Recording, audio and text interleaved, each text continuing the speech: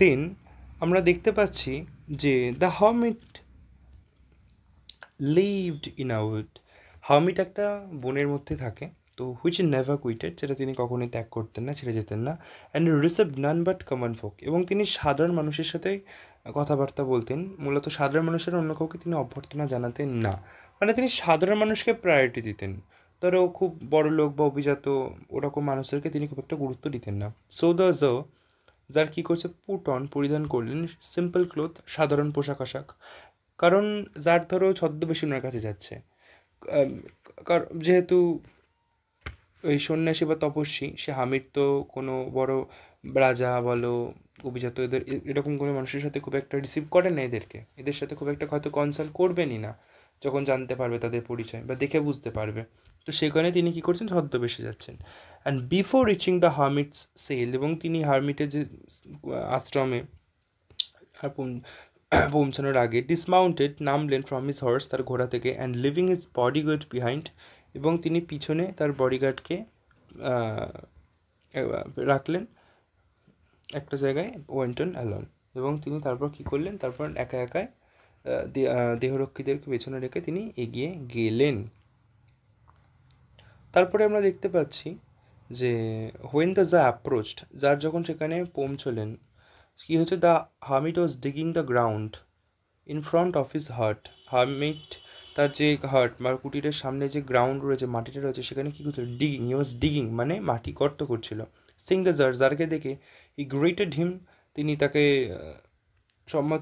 সম্ভাষণ বা গ্রিট করলেন, সম্ভাষণ জানালেন। অ্যান্ড ওয়েন্ট অন ডিগিং, এবং তিনি মাটি খোঁড়া চালু রাখলেন। The hermit was frail and weak, hermit ছিল খুবই শীর্ণ, রোগা এবং দুর্বল বা উইক। অ্যান্ড ইচ টাইম, এবং প্রতিটা বার, he stuck his spade into the ground, তিনি মাটিতে প্রত্যেকবার কোদালের কোপ দিচ্ছিলেন। And turn a little earth, এবং তিনি অল্প করে মাটি তুলছিলেন। হি ব্রেথড হেভিলি, তিনি খুবই গভীরভাবে হাঁপাচ্ছিলেন। The tsar went up to him, tsar তার কাছে গেলেন, অ্যান্ড সেড, এবং বললেন। তো জার কি বলছে, জার এরপর বলছে যে আই কাম টু ইউ, আমি আপনার কাছে এসেছি, ওয়াইজ হারমিট, জ্ঞানী সন্ন্যাসী বা তপস্বী, to ask you to answer 3 question, 3টে প্রশ্নের উত্তর পেতে বা আপনার কাছ থেকে জানতে। How can I learn to do, কীভাবে আমি শিখতে পারবো, to do the right thing at the right time, মানে সঠিক সময়ে সঠিক কাজটা আমি কী করে শিখতে পারি। Who are the people I most need, যে কোন মানুষদের আমার সব থেকে প্রয়োজনীয়। And to whom should I therefore pay more attention than to the rest, এবং যে মানুষদেরকে আমার বেশি দরকার আমি তো তাদেরকে বেশি গুরুত্ব দিতে চাইবো। তাই তিনি যার বলছেন, তাই যার বলছে যে কাদেরকে বাদ দিয়ে কাদেরকে আমার বেশি গুরুত্ব দেওয়া উচিত, মানে কাদেরকে বেশি গুরুত্ব দেবো আর কাদেরকে দেবো না।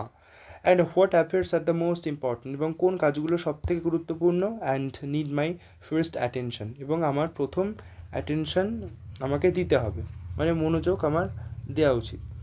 হার্মিট তো সব কথাই শুনলো, কিন্তু কোনো উত্তর দিল না। হার্মিট লিসেন টু দ্য শুনলো, অ্যান্ড বাট আনসার নাথিং, কিন্তু উত্তর দিল না। He just paid on his hand and recommenced digging, তিনি তার হাতের উপর থুতু ফেললেন আর আবারও মাটি খোঁড়া তিনি মাটি খোঁড়া শুরু করলেন। তো জার এবার বলছে, you are tired, said the tsar, আপনি তো ক্লান্ত, let me take the spade and ওয়াই কাহুয়েল ফর ইউ, আমাকে আপনি কোদালটা দিন এবং কিছুক্ষণ আমাকে আপনি কাজ করতে দিন। তো তখন হারমিটটা বলছে, থ্যাঙ্কস, ধন্যবাদ। সেইড দ্য হারমিট বলল যে ধন্যবাদ। তো and giving the spade to the tsar, এবং তিনি ওই যে স্পেড বা কোদালটা সেটা ওনার হাতে দিল। And set down on the ground, এবং হারমিট কী করলো, গ্রাউন্ড বা মাটিতে বসে পড়ল।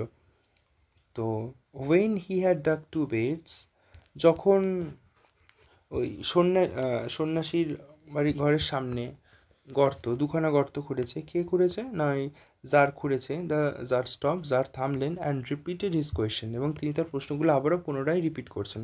The hermit again gave no answer, hermit আবারও কোনো উত্তর দিল না, বাট রোজ, কিন্তু উঠলেন, স্ট্রেচ আউট হিজ হ্যান্ড, তার হাত দুটো বাড়ালেন, প্রসারিত করলেন, ফর দ্য স্প্রিট, কোদালের জন্য, মানে কোদালটাকে নেওয়ার জন্য। অ্যান্ড সেড, এবং বললেন নাও রেস্ট ওয়েল, এবং আপনি এবার কিছুক্ষণ রেস্ট নিন, and let me work a bit, এবং এবার আপনি আমাকে সেটা কাজ করতে দিন। তো এখানে গেল। তারপর দেখো তারপর কি হচ্ছে, তো জার কিন্তু সেই যে কোদালটা তার হাতে কিন্তু দিচ্ছে না, নিজেই মাটি খুঁড়ে যাচ্ছে। But the tsar did not give him the spade, tsar তার হাতে কিন্তু সেই কোদাল দিল না, অ্যান্ড কন্টিনিউ টু ডিগ, এবং তিনি কিন্তু মাটি খোঁড়াটা কন্টিনিউ করে রাখলেন। 1 hour passed, 1 ঘন্টা কাটলো, বাট অ্যান্ড অ্যানাদার, আরও 1 ঘন্টা কাটলো। The sun begin to sink behind the trees, গাছের পিছনে সূর্য এবার অস্ত গেল, সূর্য ডুবতে শুরু করলো। অ্যান্ড দ্য জ at last stock the speed, এবং জার কী করলো, একদম শেষে একটা কোপ মাটিতে বসাল, ইন্টু দ্য গ্রাউন্ড, মাটিতে, অ্যান্ড সেট, এবং বলল, মানে কোদালটা শেষবারের মতো মাটিতে তিনি গেঁথে দিলেন। অ্যান্ড সেট, এবং বললেন, আই কেম টু, আমি আপনার কাছে এসেছি, ওয়াইজ ম্যান, জ্ঞানী ব্যক্তি, for an answer to my questions, আমার প্রশ্নের উত্তরের জন্য। If you can give me none, যদি আপনি, আপনাকে প্রশ্নের জন্য তো এসেছি, যদি আপনি আমাকে কোনো উত্তর না দেন, টেল মি সো, আমাকে বলে দিন, and I will return home, তাহলে আমি ঘরে ফিরে যাব। তো দেখো আজকে এই অবধিই থাক। আগামীকাল আগামী ক্লাসে আমরা আবারও আলোচনা করব, আর আমাদের লাইভ ক্লাসে, আমাদের রেকর্ডেড ক্লাস তোমাদের জন্য সবসময় রয়েছে, তোমাদেরকে দেওয়া হয়, আমাদের পেইড ব্যাচে তোমরা জয়েন করতে পারো। আর শুধুমাত্র পেইড নয়, ফ্রিতেও তোমাদের জন্য নোটস, ক্লাসেস অলমোস্ট অ্যাভেলেবেল রয়েছে, তোমরা হোয়াটসঅ্যাপ করতে পারো।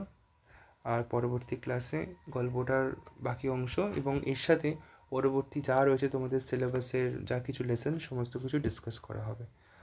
তো আজকে এই অবধি থাক। Thank you so much.